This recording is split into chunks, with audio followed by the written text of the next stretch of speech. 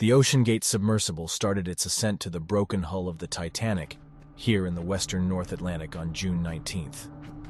The submersible would need to descend at a rate of 55 meters per minute to be at its objective in 70 minutes. With each passing minute, the equivalent of 5.3 atmospheres of pressure would be added to the sub's hull. By the time it reached its target depth, the weight of 366 of Earth's atmospheres would be attempting to crush it. The submersible OceanGate was 3,800 meters below the surface when a force around the size of an A3 paper encircled it. This force was equivalent to the push of a Saturn V F1 engine. After 1 hour and 45 minutes of diving, the submersible lost communication with the surface because to the extreme pressure, which led to a rapid, catastrophic implosion. But what actually happened to the people inside? The details are pretty gruesome. 5 people died in the vessel's destruction. OceanGate CEO Stockton Rush, owner of Action Aviation Hamish Harding, Pakistani businessman Shahzada Dawood, his son Suleiman Dawood, and French explorer Paul-Henri Nargeolet. The implosion occurred sometime after the Titan descended into the Atlantic Ocean. Coast Guard Rear Admiral John Mauger explained that an unmanned vehicle found debris from the Titan, including its tail end, about 1,600 feet from the bow of the Titanic. The Titan's fragments are located 12,500 feet below the surface. That is more than the height of 9 Empire State Buildings put on top of one another.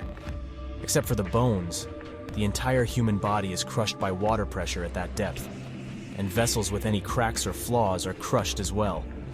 According to ecologist Nikolai Roderman, NBC News has little chance of discovering any remains if a submersible implodes into a human body. The dead would have perished instantaneously and known nothing when their bodies were put under pressure comparable to the weight of the Eiffel Tower. The pressure at water is 380 times greater than that on land. Anyone who has ever dove to the bottom of a pool or taken part in scuba diving can attest to feeling the pressure underwater. You can detect the difference in your lungs, head, ears, and other parts of your body, even at shallow depths. According to Dive Deep Scuba, recreational non-beginner scuba diving is only permitted to a maximum depth of 130 feet, or 1/100th of the Titan's depth, without a special deep diving outfit. Go lower and you'll have the bends, commonly known as decompression sickness, when you surface.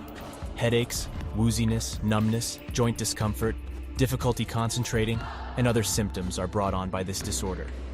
According to Scientific American, the pressure on an object rises by 15 pounds per square inch, or psi, for every 33 feet of depth underwater.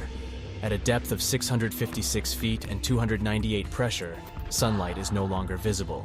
Rottweiler bites equal 328 psi, ruffle snuffle notes, while crocodile bites measure up to 3,700 psi. A great white shark can bite up to 4,000 psi.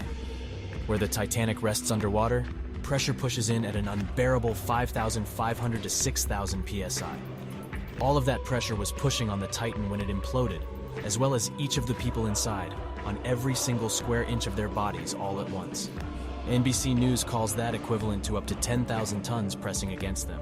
What happens to a human body when it is exposed to deep-sea diving pressure that is high enough to result in an implosion was shown in a 2009 Mythbusters episode.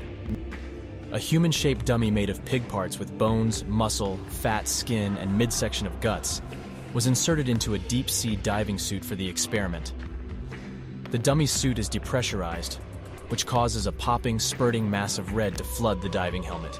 There is no question about it. That is positively confirmed. It goes without saying that no one could endure such strain, and the depth of that dummy was only 300 feet. At a depth more than 40 times greater, the Titan was.